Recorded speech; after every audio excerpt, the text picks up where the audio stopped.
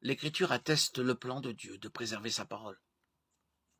En Matthieu 5,18, Jésus a dit « En effet, je vous le dis en vérité, tant que le ciel et la terre n'auront pas disparu, pas une seule lettre, ni un seul trait de lettre ne disparaîtra de la loi avant que tout ne soit arrivé. » Il n'aurait pas pu faire cette promesse à moins d'être certain que Dieu préserverait sa parole. Il a dit aussi « Le ciel et la terre disparaîtront, mais mes paroles ne disparaîtront pas. » Matthieu 24, 35, Marc 13, 31, Luc 21, 33. La parole de Dieu demeure et accomplira ses desseins.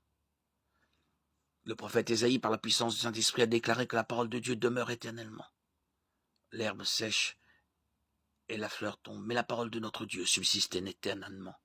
Ésaïe 48. Cette vérité est réaffirmée dans le Nouveau Testament quand Pierre cite Ésaïe et fait référence aux Écritures comme cette parole qui vous a été annoncée. 1 Pierre 1, 24, 25. Ni Ésaïe ni Pierre ne pouvaient affirmer cela sans comprendre que Dieu préserve sa parole. Quand la Bible dit que la parole de Dieu demeure éternellement, ça ne veut pas dire qu'elle soit cachée dans un coffre-fort au ciel.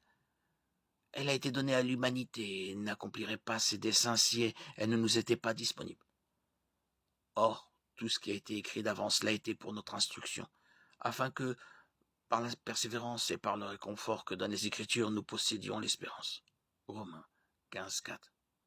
De plus, personne ne peut être sauvé sans le message de l'Évangile contenu dans la parole de Dieu. 1 Corinthiens 15, 3, 4.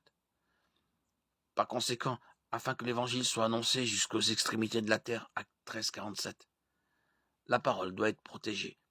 Si l'Écriture n'était pas surnaturellement préservée, il n'y aurait aucun moyen de garantir la fiabilité de son message.